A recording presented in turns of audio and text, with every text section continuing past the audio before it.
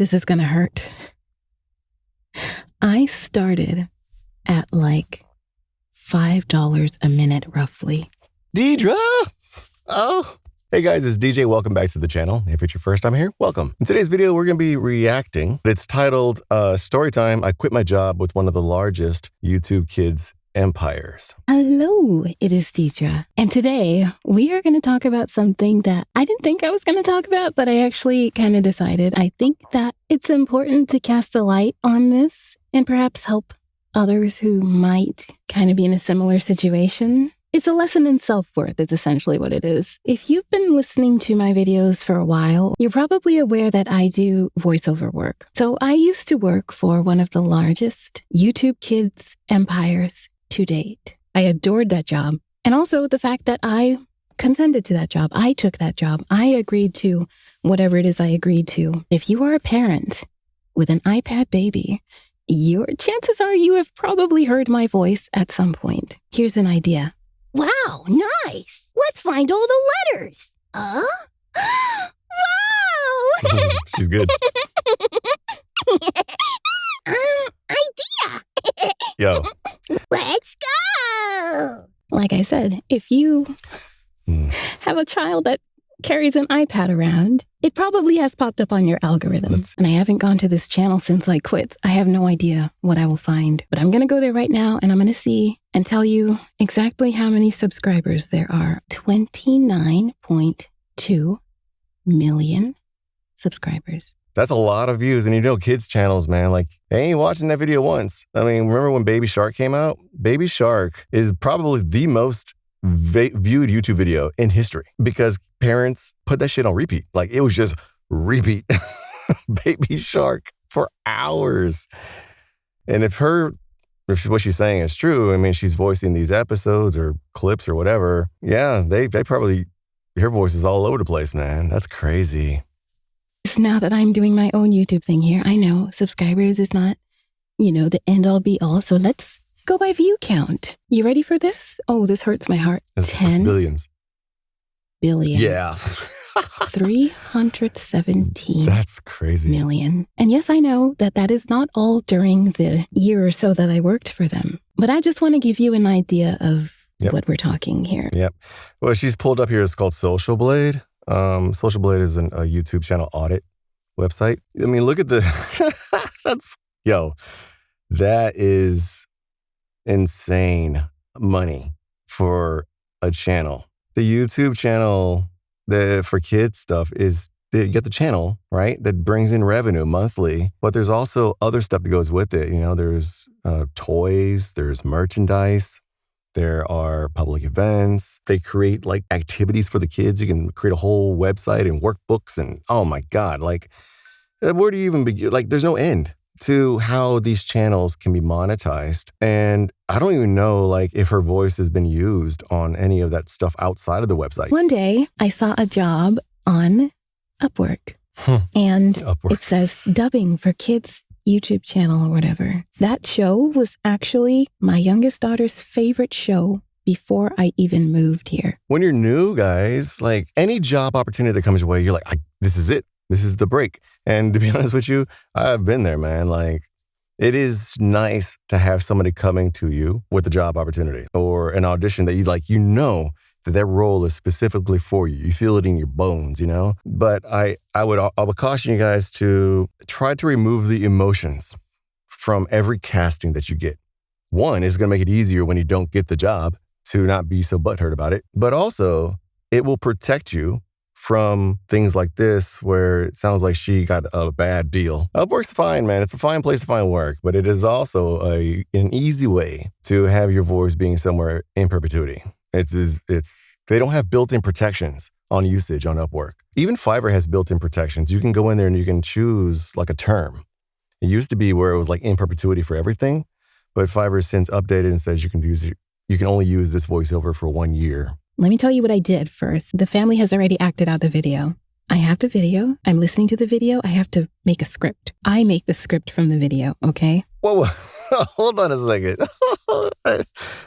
Okay. Before I started out doing this. I would then make that script available to the woman that was organizing, I guess, all the freelancers that are working on the show. I'm assuming there were more. Okay. But the scripts that I was making, I was basically giving to her to use. So there's that. Then I would record the script. I would record all the characters' voices, and I would just record it from start to finish. I didn't break it up. I tried not to break it up just to make it a little easier for myself. So I was often going between different characters, totally different tones, and following the script. And then I would edit the audio, and then I would snip it and position the words with the character's mouth. So I'm also syncing. That's called syncing. So what? Scripting. Okay. Voice acting. Syncing. Before she goes any further, time syncing takes time. I mean, it's easy in that it's not very technical, but it is so time consuming, especially if you're new at this. That takes a lot of time. Scripting, so she has to listen to the script or to the voiceover in this accented English, and then type out what the? God damn, dude. And then I would save the audio by itself and give it to the woman that was running it. Okay, I said I would say numbers, so here are some numbers. When I started, this is going to hurt. I started at $5 a minute, roughly. What's her name? Diedre? Diedre! Oh. Oh, man. In perpetuity. $5 for 1,000 words was a thing. It was. I don't think it is anymore, but it was, right? That wouldn't be such a bad deal if you were doing it for a channel that was news or currency, finance news, and things that it's coming out. It's got to be out then, and then it's dead, right? Nobody's searching for the new iPhone 12 update when the new iPhone 16 is out. Nobody's going back to the 12 and researching. So if you're voicing for an iPhone's 12 update thing on some tech channel, it's only relevant during that period of time that the iPhone 12 was relevant. And then after that, it's dead. You get what I'm saying? What she's talking about, dude, these kids' videos may as well be evergreen. Evergreen means it's always relevant. $5 per minute of the show. So if this video is 5 minutes long, they were all roughly in that area. Some of them 6, 7, 8 minutes, some of them 3 minutes, but $5 per minute of video. $5 of finished audio. So if it takes you 30 minutes to script, record, time sync, quality check, and then send it off and do any revisions, all of that, $5, guys. That is ludicrous. I don't even know if that's the right adjective. I'm flummoxed, flabbergasted. And I'm not laughing at her. I am not laughing, guys. So to put that into perspective, if I am working on a 4-minute video, all of that work that I have done was only worth $20. Wait a minute. She said she was on Upwork. Upwork charges a 20% commission. Are you serious? For all that work. Dude, set aside the fact that this is in perpetuity. Just set that aside for a second. Could you imagine? I am so embarrassed to say this. You shouldn't be embarrassed. But I also have to remember, I took that. I accepted that. I had actually asked for a higher pay rate. I think I had asked for 15 per minute or I don't know. I think it was higher than that, but that's how much they offered. And I took it because I just wanted to be able to support my children. I couldn't leave the house to work. And it's just hey, if I'm at home, sure, I have to work way more hours, but at least I'll be able to bring in something. That's where we were at that time. I just needed income. That's kind of what I figured too, because during that time, and I don't know her situation, everybody needed money, man. We all went to work from home, and a lot of folks, they lost their jobs, they got laid off, or whatever the situation was. Everybody was just looking for a way to make ends meet. And you have to do what you have to do, which is why Fiverr and Upwork became the hot spot. Not only for voiceover, but for everything that suddenly was remote. She has no fault for taking the job to support the family. You got to do what you got to do. But in retrospect, as she's made this video, right? In retrospect, those decisions made in haste are sometimes going to come back and bite us in the ass.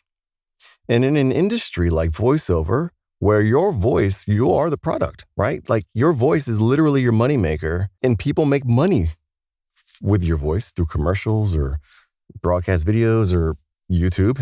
Nobody should have free reign over how they use your voice to generate revenue. Your voice comes with a usage license. It's your voice. You don't give that shit away in perpetuity. Non-broadcast these days, e-learning, anything corporate training, internal, these are all in perpetuity in a way because, I mean, they're not making money from it. It's not generating revenue.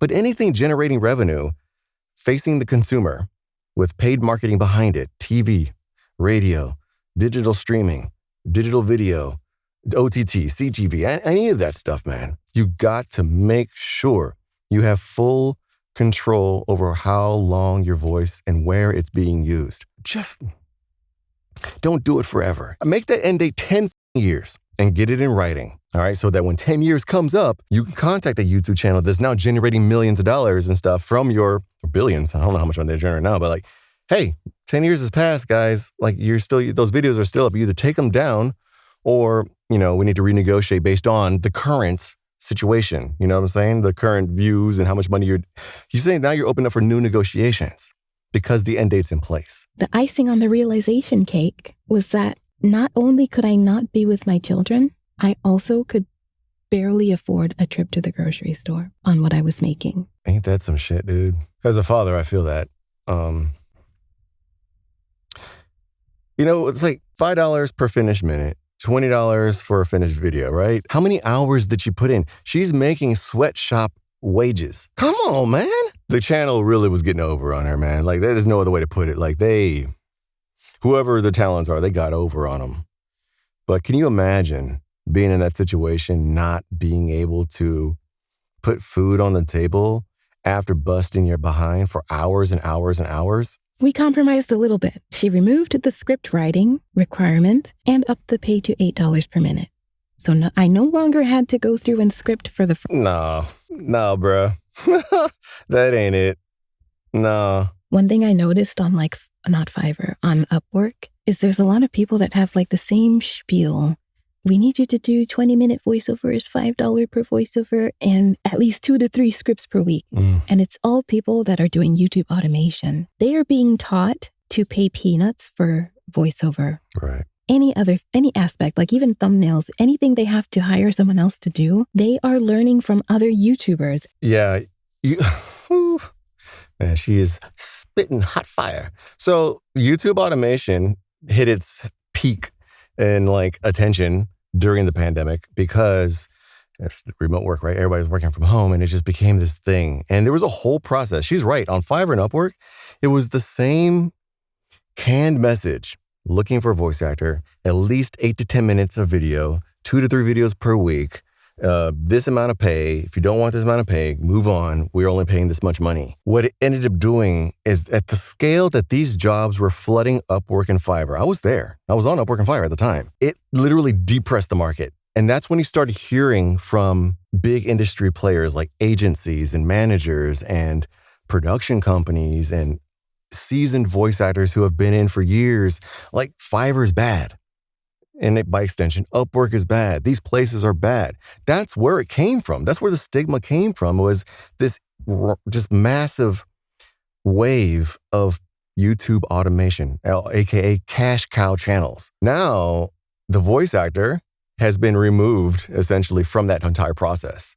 AI voices have taken over. They've removed the voice actor. They've removed the video editor because now all you have to do is drop your prompts into one of the AI platforms and it'll generate the video for you and sync up an AI-generated voiceover that's based on or that's following an AI-generated script. All of the talent involved in making these videos have been replaced by AI. And saying, oh, you only have to pay $5 per script and you have a script. He's teaching those people to shortchange people who are actually applying skill and using talent to provide. He has a pretty big following. I don't even remember his name anymore, but you have taught all those people that you don't have to respect a voiceover artist. You just need someone to read a script. Yeah. But on the other side, we, and I say we, meaning voice actors, we took those jobs. Was there a need? In her situation, there was a need, right? It's supply and demand. I'm giving you the job. It's $5 for 1,000 words. Is there a demand for this job? As long as somebody says, I'll do it, there's nothing we can do. And I'm not saying we got to stand in solidarity and fight for higher rates. That's what the union's for. All right. As a non-union voice actor, you do what you want to do. It's your business, right? You don't have to take that job. Let somebody else take the job. I don't think it's fair to blame people who are making these courses. Their business practices are a bit questionable, but it's no different than any other industry. And it's frustrating as a creative to not be paid fairly for your work, for the effort, for the training that you've put in, for your creativity. But if you sign on the dotted line and you took the payment, you have nothing to say. The other day I saw a post on Reddit where the guy is like, oh, I'm paying this guy, his voiceover artist. And I was just in shock. He's like, should I continue to pay him this much or am I overpaying? You know, actually, I saw this popped up on like my recommended on Reddit. This dude had posted this thing on Reddit where he was like, yeah, you can see it here. Like, I have this channel and my talent wants more money, or he wants a percentage of whatever the revenue is, right? And he says, I'm leaning towards like getting rid of him and hiring a better VO for a flat rate of $300 to $400. He was paying this talent 20% of all revenue, AdSense sponsors and affiliates. That's a solid fucking deal for both parties, especially if the channel takes off. Let me reframe this for just a second for all of you who may be like the person who's doing this kind of shit. Somebody asked me, like, is it worth having an agent and paying a commission? Is it worth having a manager and paying my commission the way I do? And I was like this, if that agent or manager is able to get you a $1,000 job and you have to give them 20%, you still earn $800. Who cares if they take 20%? Oh, or another example, if you make more money, you have to pay more taxes. Yeah, because you made more money. You know what I'm saying? Like, it doesn't make sense to me. So this guy here says he gave 20% of all revenue, sponsors, and affiliates to this voice actor who literally is the backbone of his channel. Why? Because it's documentary style. His voice is the channel. The imagery doesn't matter. Nobody watches a documentary for the imagery. It's the storytelling. 20% is worth it. Now, I don't know what your overhead is, this dude here. He's like, I do everything, research, write the script, 3D visuals. Okay, you do everything. That just means that your overhead is even lower. You're just paying your own time. The talent said a flat rate of 1,000, 18%. This is actually GVAA rate, if I'm not mistaken. 18% of total revenue. Whoever is this VO is a very seasoned negotiator. Or we just terminate. He says, I'm thinking about getting rid of him and just charging $300 to $400 paying $300 to $400 to the new talent. Guys, when I tell you this guy, and this isn't even a voiceover subreddit. This is partnered YouTube, where you would think the creators are going to just side with this dude and take his position. They did not. They told him, bro, like, what is wrong with you? You literally said this dude just built your channel, pay the man. The point she's making, and I think after her seeing this, think about it, she got paid $20 for a finished video after doing all that work. And this dude's getting paid 20% of all revenue from AdSense, sponsors, and affiliates. Or $1,000, he says, you just pay me $1,000, flat $1,000 per script. And now the 4 scripts a month, that's $4,000. That's a pretty solid gig. I think it hit her when she saw that. This should open your eyes to what you can negotiate for, how you can negotiate as a new voice actor who's being approached by somebody who wants to lowball you on a YouTube channel. Even if you start, like, set milestones, like, for the first 10,000 subscribers, you're not even monetized yet.